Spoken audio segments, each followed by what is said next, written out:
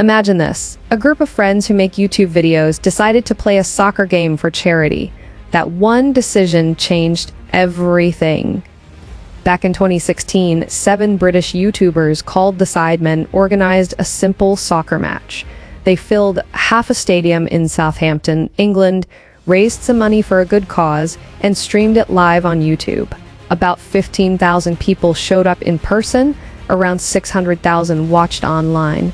Nice little event, good fun, end of story, right? Wrong. That small game slowly grew into something nobody could have predicted. By 2022, so many people were watching online at the same time that the event officially entered the Guinness World Records. Over 2.5 million people were watching the live stream at the exact same moment. Not a movie, not a music concert, not a championship game, a charity soccer match between YouTubers. Then it got even bigger. In 2025, they moved to Wembley Stadium, the largest stadium in all of the United Kingdom. Tickets sold out in 3 hours, filling 90,000 seats. Wembley holds more people than almost every single NFL stadium in the USA. That one match raised over £4.7 million for charity, which is roughly $6 million US, and over 8 million people watched it live on YouTube. Now let that sink in. $6 million from one soccer game, played by people who started their careers filming themselves in their bedrooms, and then came 2026, same stadium, bigger madness.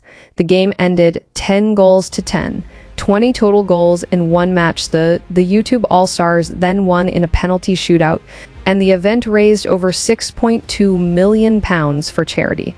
That is nearly $8 million US in a single afternoon. In total, across all 7 matches since 2016, the Sidemen charity match has raised over £14.7 million for charity. That is almost $19 million US raised, not by a corporation, not by a government, but by a group of friends with cameras. In the recent 2026 match, a goalkeeper saved a penalty kick and then immediately kicked the ball straight to an opponent who scored through his legs.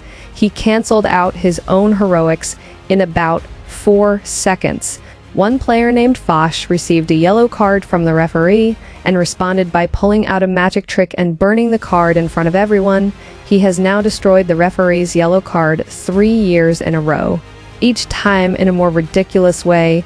KSI, the most famous member of the group, switched sides and played against his own teammates. He then scored a goal directly against them. His own fans did not know whether to cheer or cry.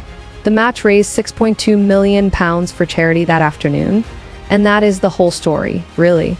A group of friends started kicking a ball around on YouTube. Nobody handed them a stadium. Nobody gave them a television deal.